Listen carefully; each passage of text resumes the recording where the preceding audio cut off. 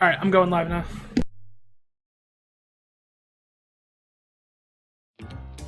How's it going, everyone? Welcome to Conti and Nick. Ladies and gentlemen, welcome back. The first time they go offense, they take Jordan Love? They take Jordan Love! Listen, Matisse Thybulle will lock up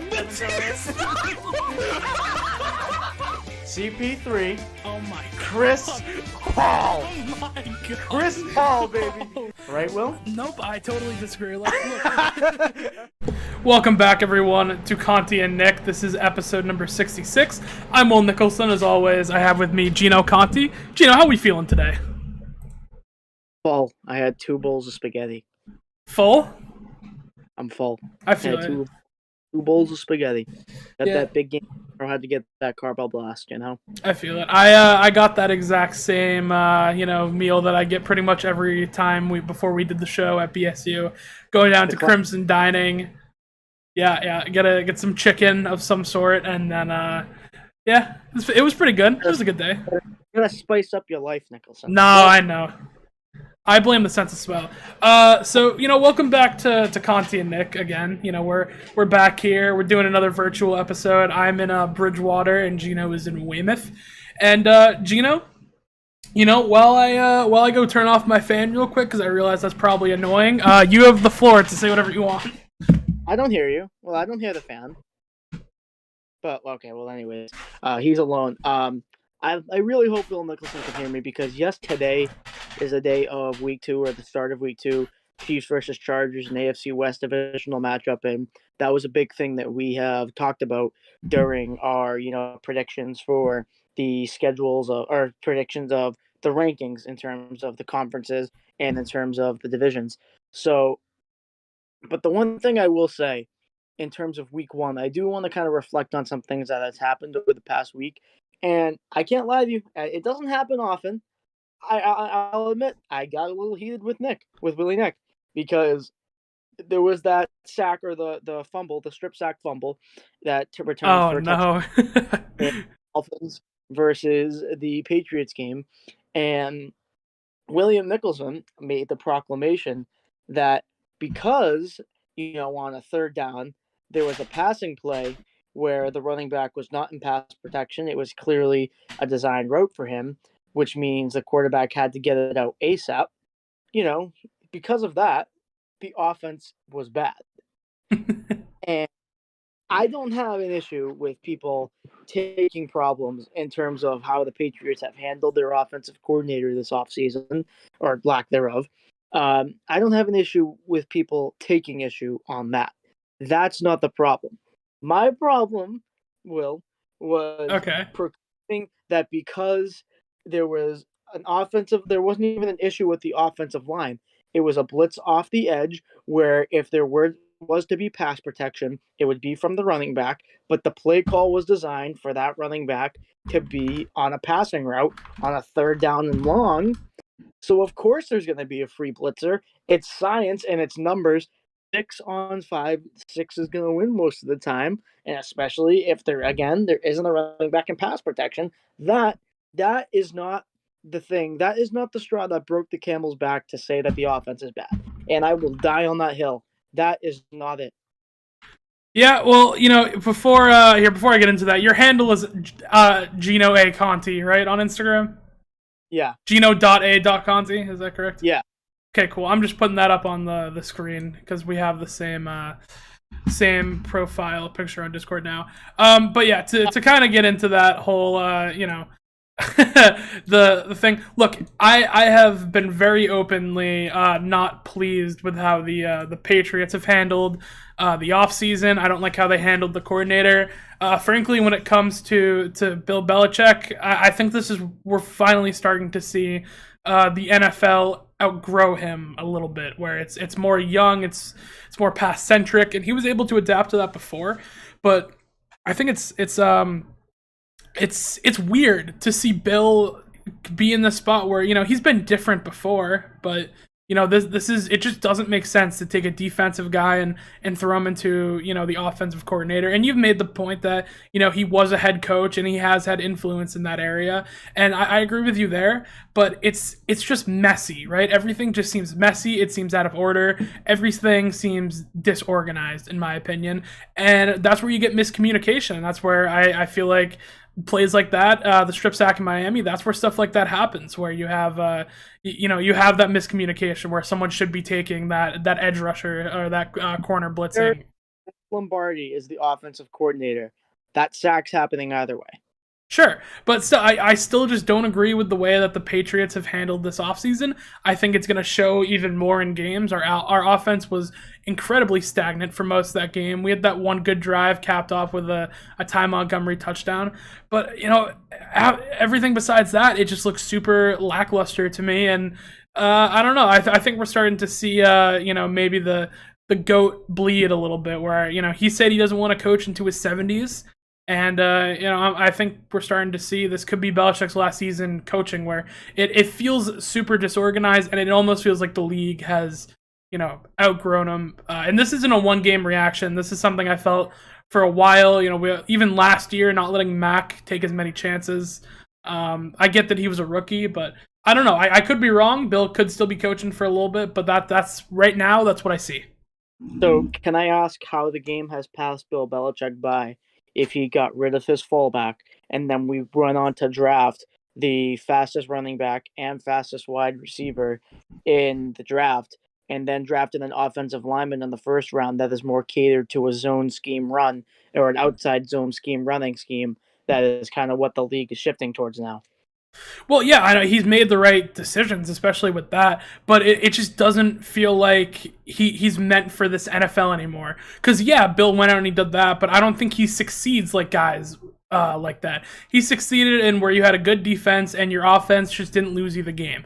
And don't get me wrong, that's not a bad thing. I mean, that's football. Teams run like that. But I feel like in this, new day and age of the NFL, you need these type of playmakers. And I think Bill kind of gave in and was like, oh, maybe we do. But even stuff with Kendrick Bourne not playing because he was late to a meeting in the offseason, and Bill still hasn't played him yet. I mean, that's the report right now. But, I understand you got to be strict, but, to pour that into the regular season, especially for your wide receiver one, I don't know. Bill's been rubbing me the wrong way lately. I really am still disliking the way that we have, treated guys who we should pay, and we kind of let them walk, and, we kind of have that, next man up mentality type thing with Gilmore and then JC Jackson.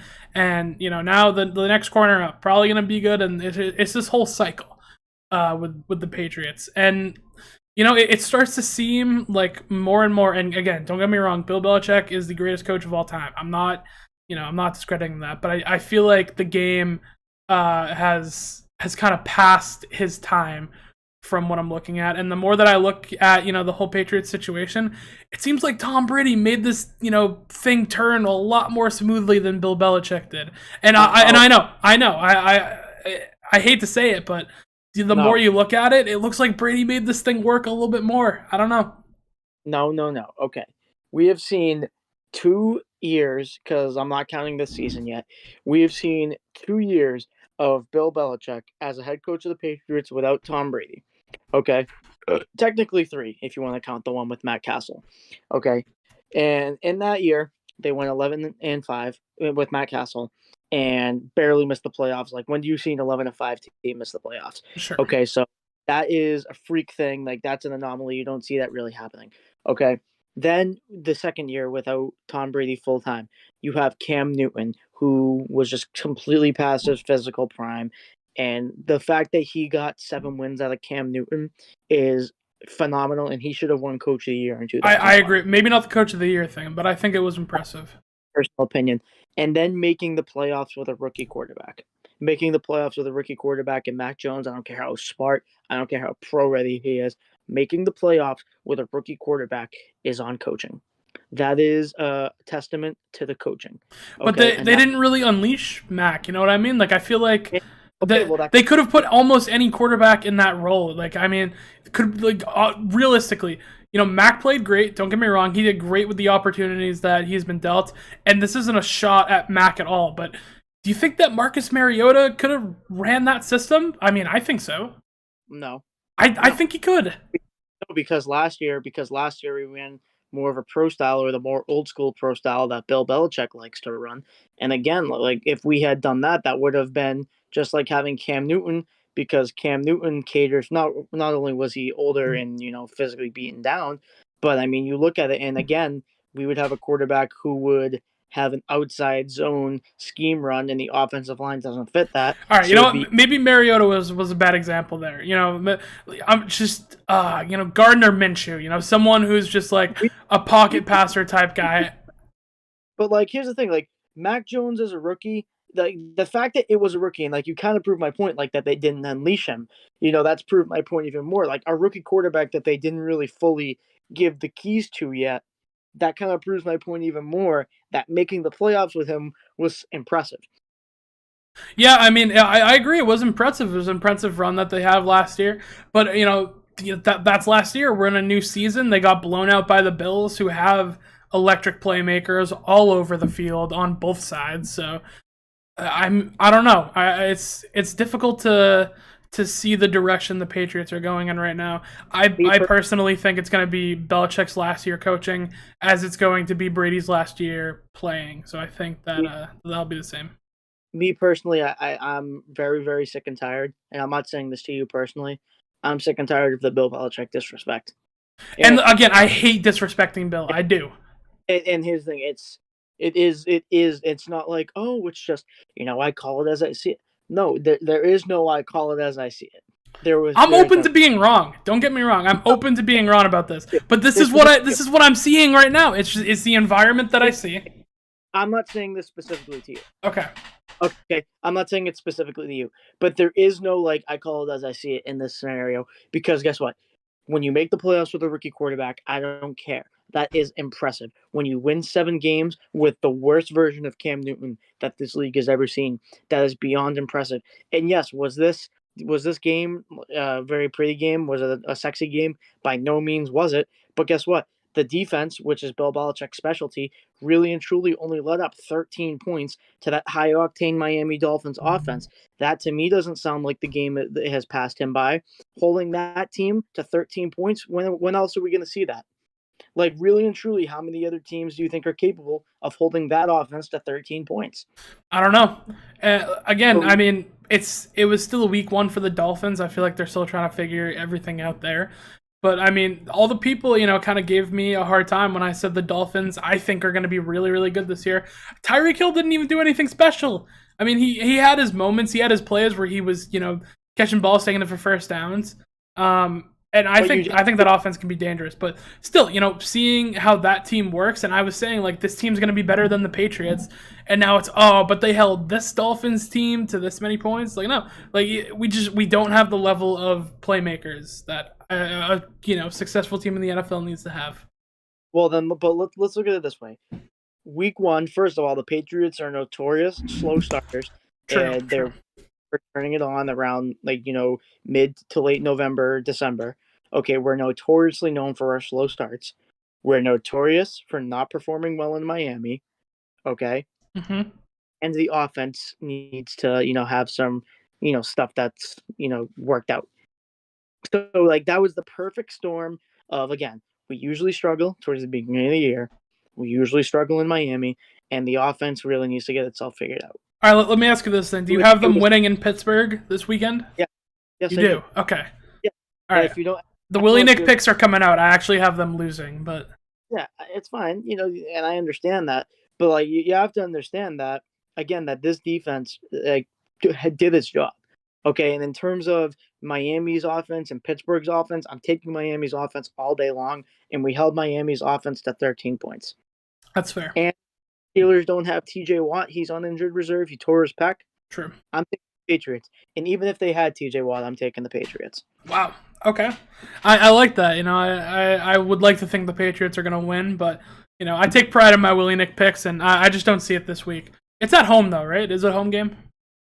I don't think so. Or is so. it in Pittsburgh? It's in Pittsburgh. I think it's in Pittsburgh. Yeah, it's in Pittsburgh. All right. Yeah. Chris and I were trying to go there.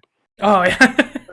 Like and just to put a kind of cap on this thing, like really and truly, this is an unprecedented amount of greatness in terms of the coaching and the level of disrespect when there is evidence that, again, we have seen Taekwon Thornton and Pierre Strong, two fastest at their position in the draft. We got rid of the fullback and we got an offensive lineman that caters to today's NFL. And guess what? We got rid of Dante Hightower. He was a slow lumbering linebacker. We got Mac Wilson. We got Anthony Jennings, two speedsters at the linebacker Shout out to position. Anthony Jennings, by the way. Yes, shout out to Anthony. What's up, Jennings? What's up, man? Yeah, but anyways, two speedsters at the linebacker position, something we weren't known for. Christian Barmore is today's NFL defensive tackle, the prototypical, build for what you want today. Yep. He's not tougher. Okay, we have guys, and you kind of complain about not paying Gilmore or J.C. Jackson. Gilmore's still good. All right, I'll give it to you. Gilmore is still good, and I would like to see him in a Patriots uniform, of course. But guess what? Jack Jones is going to be really good. Yeah, Jack Jones, I think he's going to be good too. and you can kind of say that the game has passed Bill Belichick by, but this is football 101. If you focus on the defensive line, if the defensive line does its job and get the pressure, the quarterback's going to have to force the ball out and make an errant throw, and that puts less of an emphasis on the importance of an elite defensive back, because an average defensive back should be able to pick off an errant throw. That's football 101. Even with the playmakers today? That's never going to change. Yes, even with the playmakers today. At quarterback, even with the Josh Allens, Patrick Mahomes. By the way, I saw the funniest thing, by the way, on Twitter with Josh Allen, where someone said, Josh Allen really just looks like a polar bear out there throwing darts. He's just massive. Like, he is so damn big throwing just bullet pinpoint passes. Josh Allen is super fun to watch. Yeah, no, I see it for sure. Yeah. So, Gino, I want to get into a little fantasy football, kind of review here. How did your first week go? Excellent. Excellent. Handshake Cam Tate. This is not me, bragging. I defeated Cam Tate in week 1, and dare I say, at the risk of sounding arrogant, it was quite a convincing victory. I like it. Again, I say that in all humbleness, but I am now a man who has started Davis Mills, who was started in 0.02 leagues and owned in, I believe, less than 10, and I've won a fantasy football game with him as a starter. And I mean this from the bottom of my heart. And until I lose, he's not coming out of my starting lineup. I love that. I'm a big fan of that. And the bye week. Yeah, of course. But, no, even in the bye week, he'll still get you 10. Yeah, he might. But, I feel it. Yeah, but here's the thing: I'll just drop Davis Mills because no one else is gonna want him. I'll pick up Geno Smith, and then I'll still win. I like it. Yeah, he balled out too. Yeah, he did. But I have Saquon Barkley, got me 30-something points. That's awesome. Insane. Me and Saquon are beefing, like for real. Are you kidding me? Now he chooses to be the number 1 running back in that fantasy football? It's week 1. He still may tear his ACL. He still has 16 more weeks to go. I wouldn't freak out yet. It's ridiculous. Saquon, I had so much faith in you. I put my neck on the line for Saquon a year ago, and this is how he repays me. It's rubbish. That's what it is. To be fair, though, I did too. I also said that you guys kidding me before I. Yeah, but you said it like to mock me. No, that's not true. Nah. That's not true. Oh, that's awesome. There'd be nothing to mock if he just had a bad performance and got hurt week 1. So I know. But I was still the first one to do it. It's just not the same. I had so much faith in Saquon, but I didn't have a great fantasy week. I lost to John Bro, and you know what? Kudos to John Bro, and I've been saying this since the very beginning. This is his year. If he had a year, it was this year. Dude's team is dynamic. You did not start Amon-Ra St. Brown. Yeah. Like, come on, man. Yeah, I mean, I don't know. Allen Robinson? It was a tough call. Allen Robinson, man? Yeah, it was a tough call. It's not a tough call, bro. Amon-Ra St. Brown, he was like a highly acclaimed second-year receiver, poised for a breakout year. And he is in my starting lineup right now. that do you last week, huh? Yeah, it was tough. Robert Woods, man, I thought he was gonna have a game, so I don't know. Hey, how you doing, boss? Now tell me what good that did you last week, huh? Didn't do anything good. No, but John Bro was gonna beat me anyway. You know, he balled. He had Pat Mahomes, Leonard Fournette, Jonathan Taylor. He had a whole just bunch of good pieces out there that performed. So, you know what? Can we please talk about how Andrew is in first place after taking 4 freaking quarterbacks, Yeah, that was pretty infuriating. dropping like 170 points? I can't believe it. Hey, you know what? Andrew was listening to the show last time, and even though the call out was not made to him, because again, I said it wasn't in our league where people don't try in fantasy football draft, I still gave him a bunch of shit for taking a bunch of quarterbacks. You know what? Kudos, man. Enjoy your dub. You are the Sammy Watkins of this league. Good for week 1, and then it goes downhill. He actually does have a good team, though, so I don't know how Clyde Edwards-Helaire is gonna hold up in the next coming weeks. What'd you say? I'm sorry. I was gonna say I don't know how Clyde Edwards-Helaire and Singletary are gonna hold up for the next couple of weeks. He's got a good team though. He's got Kelsey, he's got Chase, he's got AJ Brown. It's a good team. The pass catchers do scare me. I will say that. He's got a solid squad. The pass catchers do scare me, but I mean the number one thing I will say, I mean if you're gonna be, excuse me, I'm sorry. If you're gonna be amongst like the top team in the upper echelon of your fantasy league, you need to have a top 3 player at your position. And it's week 1. Believe me, I'm not. I know I'm not stupid. That could change at a moment's notice. But as of right now, I have the number 1 receiver and number 1 running back in fantasy. Yeah, I know you've been balling out. I know, and I'm still not in first place. Yeah, it's all those points. So I made a trade in another league, and I want to know what you think about it. So my starting quarterback right now is Kirk Cousins, and I also had Justin Jefferson. Awesome. And here's the thing. So here's what I did. I know. So I have a lot of depth on this team. I also have Travis Kelce. I have Jalen Waddle. I have Amon-Ra St. Brown, James Robinson, and David Montgomery. It's a solid team. Huh? How many teams are in this league? 12. Wow. I drafted really well. I had a great day. Wow. Yeah, I did good. And get this, coming off my bench, I have Breece Hall. I have Damon Pierce. I have Godwin. And here comes the big piece. I had Drake London, right? Not in my starting lineup. And, you know, after some deliberation, I got a trade from Brady Nicholson, you know, my little brother, for a little quarterback upgrade. So I gave him Drake London. And in return, I got back Matt Stafford instead of Kirk Cousins. And, you know, Gino, what's kind of your reaction to this deal? I'm not a fan of that, to be honest with you. You know, there was really no need for a quarterback upgrade. You know, like, did you have a backup quarterback before that? I did not, no. So I will still have both quarterbacks. So, but think about what you could have done, right? Your worst bench player, you could have dropped him. And then what you could have done when Kirk Cousins was on this bye week, you could pick up Marcus Mariota, and then you wouldn't lose the thing of double points because then you would have... Double points is a myth. They want you to believe double points is real. It's a myth. It's real. I'm telling you, it's real. I don't know. See, like, the thing is, I am not super high on Drake London after what I saw. He only had, like, you know, 7 targets or something. So I think he's a decent player, but he's on my bench right now, and I've got a lot of playmakers on this team. You know, a lot of big-time fantasy guys. So, you know what? I will take the Matthew Stafford upgrade while I can get Matthew Stafford low. Because I think he could finish as like a top 3 quarterback in fantasy. That's kind of bold. Yeah, it might be. I'm very high on Matt Stafford in a couple of our leagues. I have him in the league me and Gino do. So, you know, I'm pretty high on Stafford. I think he's going to have a year. Assuming that you think that the number 1 and 2 quarterbacks would be Pat Mahomes, Josh Allen, you think that Stafford could be 3? Absolutely, yeah, 100%.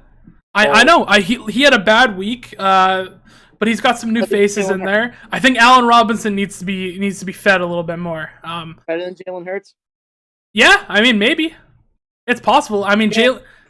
Fantasy wise, that's ridiculous. Dude, I don't know. He's got that potential, dude. This is a really good team. Just came off a Super Bowl, so I don't know. I don't know. That's kind of bold. Well, that's bold. It might be a little bit bold. Maybe I'll bump it down to top 5, but still, I think he's better than Kirk Cousins. So to give up a bench player for a better quarterback, to each their own. But you got to talk to me about this Trey Lance thing. Yeah, this was hot. Will, can I be honest with you? Yes. He didn't miss a tackle. Well, he didn't break a tackle. Gino, see, you keep telling me this. I still think it was an impressive play. He didn't. Okay, but you can think it's an impressive play, but like you said that he broke a tackle. The guy completely missed, and the first guy didn't miss the tackle. I mean, the second guy didn't miss the tackle. He wrapped him around. He got him down at his ankles, and then the other guy finished. He didn't break any tackles. I mean, if you make a move, I consider that breaking a tackle at least. He broke himself out of the situation. Come on. A very one cut, a very common cut.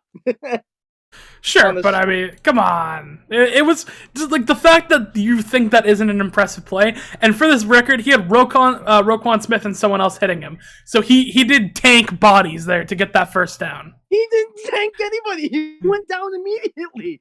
He went down. Hey, you know what? He got the first down. That's all that matters. Something that Trey Lance isn't capable of. Okay, though. but again, still, in the rain, that's why you get a guy like Trey Lance. He can make plays like that. You think Jimmy G can make that play, Gino? Be honest with me. Not that play in particular. Okay, well, there you go. Okay, Do you think Jimmy G wins this game in the rain?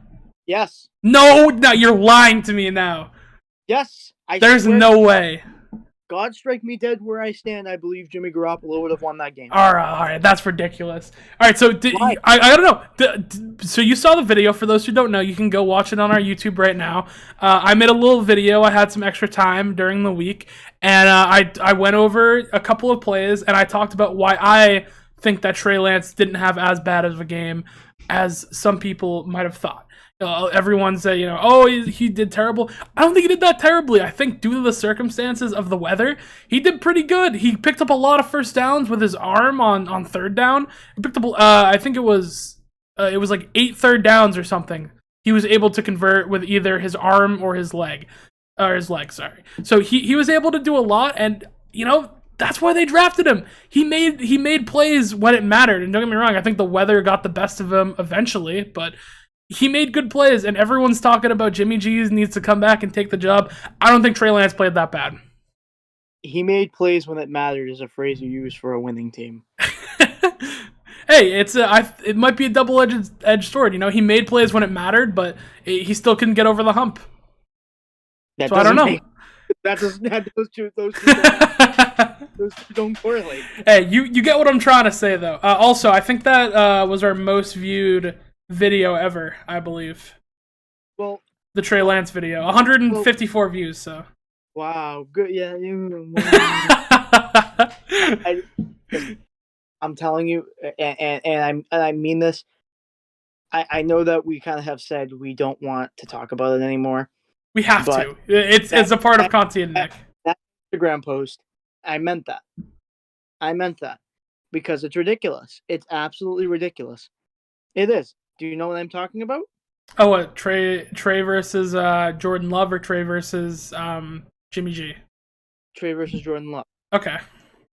I don't understand, right, how on a shortened week and on short notice, Aaron Rodgers gets COVID-19, and Jordan Love is told in the middle of the week. So he only had, I believe, about 2 to 3 days notice. With a full year of sitting, by the way. Excuse me. So didn't Trey Lance.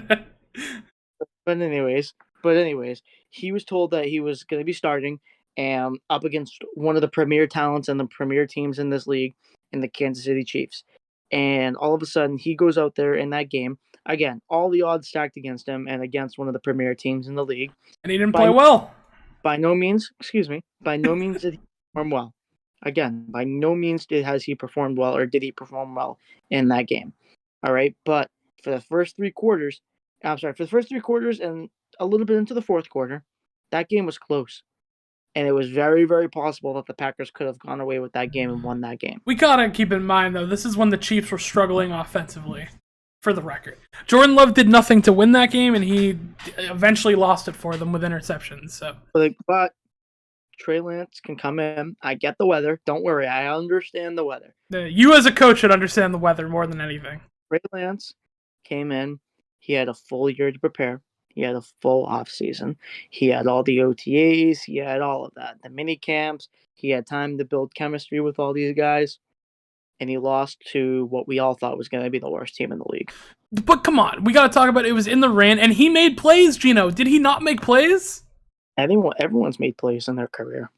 It is okay. In his first real start, he made plays. He converted third downs consistently. This wasn't like he made this one third down play on 3rd and 15. It was a reoccurring thing where he was able to use his legs, and he looked like a starting level quarterback to me. His processing actually looked a lot faster than I thought it was going to.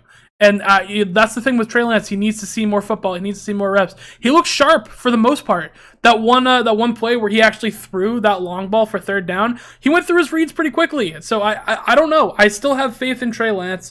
And look, I've said enough about Jordan Love to the point where it's comical. I don't actually hate the guy. And I know Gino doesn't. Gino says I don't believe it, but Jordan Love could totally succeed and prove me wrong. It's just my opinion that I don't. I thought he was a possible waste of a draft pick, but who knows? And one of them starting right now, and one of them isn't. So. Oh, and I hate that argument because who is the starting quarterback for the Green Bay Packers? It's Aaron Rodgers, a 2-time MVP, back-to-back MVP. Well, Jimmy G is an almost Super Bowl champ. Who's got more rings in the past 10 years? Aaron Rodgers or Jimmy G? Who has more rings? Tell me. That is an invalid argument. Who has more rings in the past 10 years? Rodgers or Jimmy G? Marcus Mariota's starting and Jordan Love isn't. Well, guess what? Do you think Marcus Mariota would be starting if they still had Matt Ryan? No. No. That's fair. Okay. Then why isn't anyone trading for Jordan Love then? What? Why isn't anyone trading for Jordan Love if they have so much faith in him? Because people have unfairly pushed his trade value down, and people have unfairly diminished him as a player. Gino, look, here's what I don't understand. When, has someone who was not good in college succeeded in the NFL? Because that's the truth. Here's the thing. I'm not saying he's ever going to be good. I'm not. Okay. Then why isn't anyone taking a chance on him? Because, first of all, Seattle is notorious for knowing to sticking to their guns. All right, so Seattle is notorious for that. So them with Geno Smith makes sense. And they also took a chance on Drew Lock. So they felt as though having 3 guys, like potential guys like that in their quarterback room, man, they would prefer to keep it between the guy they know and another guy that they liked and they wanted to develop. All right, Carolina obviously had Baker Mayfield in mind. And then Arthur Smith already had ties with Marcus Mariota from being the OC with Tennessee and the Titans a few years back. So there was a level of familiarity there. There's got to be a team out there that wants Jordan Love. Come on now. If he's got this upside, I don't know, Tennessee before they took Malik Willis? They wanted Malik Willis. Oh, come on. If they wanted Malik Willis, they would have took him earlier than the 4th round. Oh my God! They saw that he was slipping, so they rolled with the punches. Oh, come on, Gino! If you see that someone's slipping and you want him, you either use your next pick to get him or you trade up to get him. They were just like in the 3rd and 2nd round. They weren't like, oh, you know what? I think Malik's gonna be here in the 4th. Like that. No, that didn't happen. The way that the draft was going, yes, you kind of roll with the wave of how the draft is going. It's the truth. Look, I still have faith in Trey Lance. I've stuck, my neck out for this guy too. I think he's going to be good, and I will say he has a bounce back week this week versus who are they playing? Are they playing Atlanta? I don't know, and I don't care. Okay. All right? And it's not to you. Again, it's not to you. All right, but Jordan Love is being unfairly criticized. What's unfair about it? He wasn't good in college. I'm not talking about his college career. All right. I'm saying that all of a sudden when Jordan Love was put in an unwinnable situation and the fact that he kept it close to a point where some people believed there was a glimmer of hope that they would have won. All right. On that, with all the odds stacked against him, That's impressive. Not his personal performance, but that insult in itself is impressive. And people put him down because he wasn't able to flash his true talent.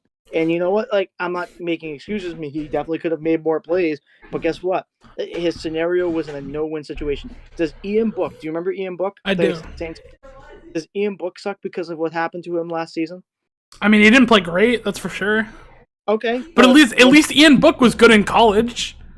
I'll give him that. The college argument to me right now is irrelevant. But why? Because we're talking about the NFL right now. Yeah, the NFL, but still, you draft guys based on what they did in college. Name me one guy who has succeeded in the NFL who was not good in college. And I'm not talking not great, not phenomenal. It doesn't happen. Jordan Love just straight up sucked in college. Like, he wasn't good. I'm not arguing against that point.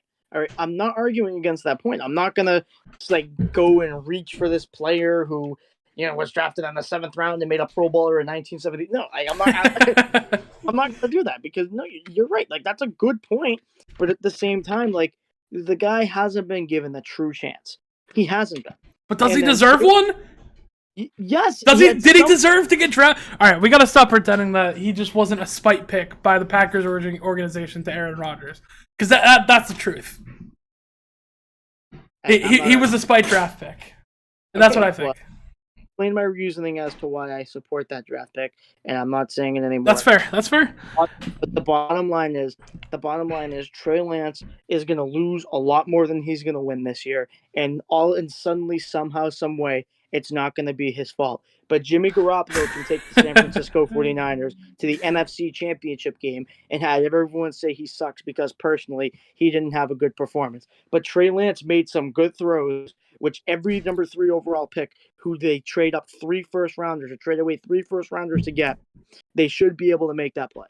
All right? They should be able to make a couple throws, a couple of tough throws. All right? That's honestly, that's it. Again, if the Niners do not make the NFC Championship game this year, the season's a failure.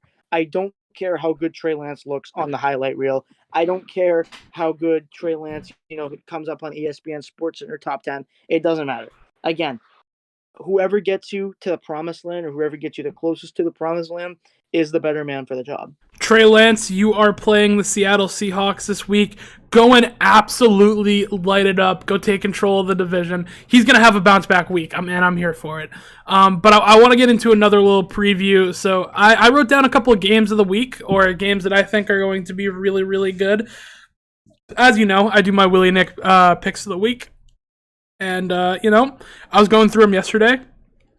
And I got some games that I think are going to be really, really, really good. So to start off, I think the Saints and Buccaneers is going to be way scrappier than people are expecting. Everyone's saying, oh, it's different this year for Tampa. They're not going to let New Orleans, run over them. I still think it's going to be a dogfight of a game because it always is between those two no matter what. So I'm excited to see that game. Gino, who do you got in that one if I can kind of put you on the spot here? The Saints. Oh, really? Okay. So here's the thing. I do these picks with my grandfather, and I was going to take the Saints. He talked me into the Bucks. So I'm going to stick with it. I'm not picking the Saints until they can prove... I'm sorry, I'm not picking the Bucks until they prove they can beat New Orleans in the regular season. Fair. Okay. I respect that, too. I think it's going to be a good game. This was surprising to me that this was such a controversial game. Bengals versus Cowboys in Dallas. I said the Bengals are going to win, and I said it wasn't going to be close. I'm getting some backlash for that. Dak is hurt. What do you think? I take the Bengals. Okay. But not because I liked what I saw last week, that's for sure. Mm-hmm. It's just, if the Cowboys had Dak Prescott, I'd pick the Cowboys. That's fair. Yeah. And I think it would be closer, too. So, Gene, and again, I'm going to keep crediting you on the Cliff Kingsbury thing, because the only real reason that he got a head coaching job... Who are the Cardinals facing this week? The Raiders. Okay, the Raiders. Me too. I'm taking the Raiders too.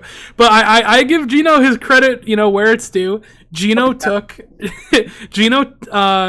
way back said the Cliff Kingsbury collapse is going to happen. And he was right. It's starting to look like the only reason Cliff Kingsbury got a job is because he coached Patrick Mahomes in college to a losing record. It's just I don't know what to say. I'm again. I don't like being that. I told you so, but like, ladies and gentlemen, I told you so. He did. I mean, I'll give you that, Gino. So I also have the Raiders there too. I think it's going to be a good game though. I think it's the later window. It's not a double XP weekend on Call of Duty, so Kyler might pay attention to study the Raiders this week. So, have you seen that graphic, by the way? Kyler's stats versus what weekend it is for double XP in Call of Duty. I have seen that. It's hilarious. People reach. No, but that is so funny because he literally streams himself on like Friday night, like playing Call of Duty. And it's like, watch film. I don't know. I think it's funny to see, and I'm all for athletes being more than just athletes and stuff like that. But I Kyler deserves a little poking fun at. So. So this is the only game I'll do a score prediction for. Okay. I think that the Raiders are going to score 37 points. Oh my god! And Cardinals won't score. 37-0. Gino has the Raiders beating the Cardinals. Ladies and gentlemen, if you go over to the Conti Nich Sportsbook app, I mean, you should go over and smash the over on points because Gino says it's not even going to be close. I think the spread is something ridiculous too. I'll take the over. Take the over. I think the spread is Raiders by like 7.5. I think. Well, I might bet on that. Hey, it's a good one to bet on. They should put a 3 in front of that 7. And then he's smashing the over. Oh, man. So this is my game of the week. I think this is going to be the best game all week. Monday night, prime time, Vikings versus Eagles. I think that is going to be an amazing game. I'm excited for it. Two teams who I think could really, make some noise in the league this year and not being as good of teams last year. They're both 1-0. They both had pretty impressive performances. Maybe, Philly towards the end of that Detroit game, it got a little scary. But, before I take my pick, Gino, what do you think about these two teams so far? The Vikings. Okay. Vikings and it's going to be... Actually, I lied. I'll do a score for this one. Okay. 37 Vikings, Eagles 0. I like it. I'm just kidding. That's great. But in all seriousness, I do have the Vikings winning. Personally, I mean, yeah, you look at the Packers offensively. They have got a lot of work to do, but defensively, they really haven't changed. Other than the loss of Zadarius Smith, they still have an elite defense, in my opinion. And the Vikings absolutely tore them to shreds. It's true. It was like a hot knife through butter. I like it. So I've talked about at least the games from my top ones. Do you want to hear the full Willie Nick pick list? Let's hear it.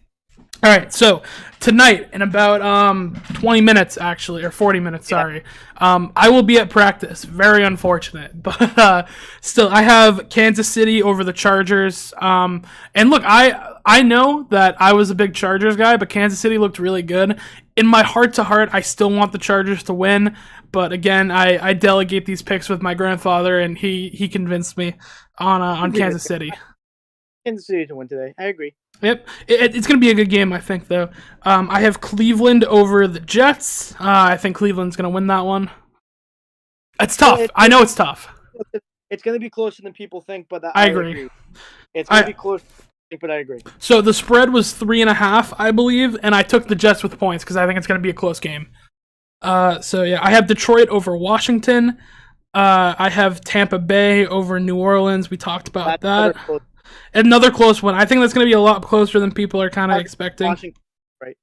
What's up? I'm talking to Washington and Detroit. Oh, both of them. Yeah, I think they're both going to be way closer than people expect. Detroit's going to be very close. Yep. So then I took Carolina over the Giants. I don't think the Giants are going to be that good. They can celebrate that week 1 win, but that's bold. I know. I know.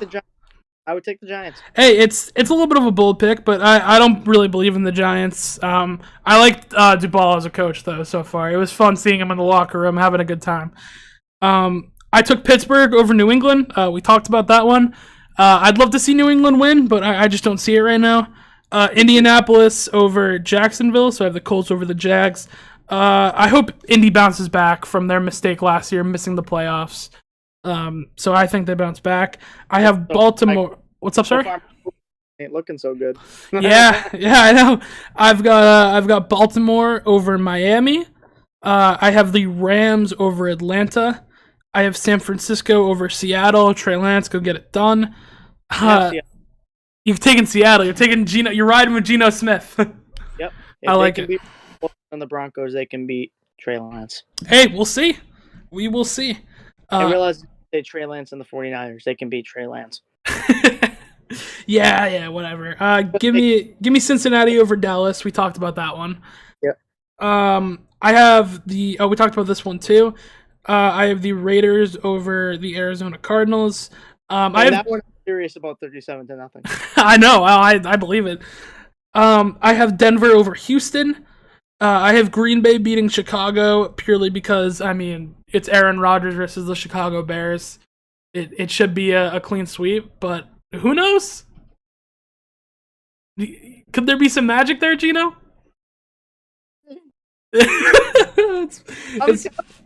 I'm tempted. It's possible. I don't know if I'm going to do it, but I'm tempted. Yeah, I feel it. I'm tempted. And then give me one reason I shouldn't say Chicago's going to win. Because they have a running quarterback. Chicago's going to win. I like it. Do you want to put a wager? No. I knew you wouldn't.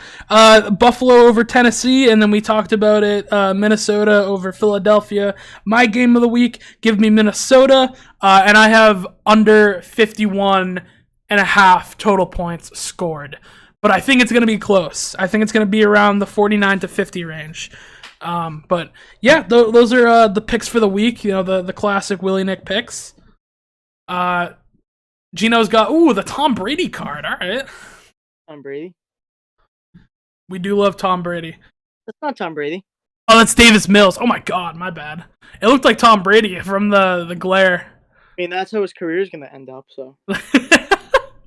I love the Davis Mills hype. I really do. Those picks are gonna be up on Instagram later tonight. Everyone go and watch the game now. I hope everyone has a good Thursday night. I have to go to rugby practice. So yeah, Gino. If there is a human being that we particularly want to have a good night and enjoy. Oh, of course. You almost forgot. I did. But I'll never forget. Don't ever forget about this man, ladies and gentlemen. He's going to win the league, according to Willie Nick. His name is... John Bro. Peace out, everyone. Have a good night. Yeah.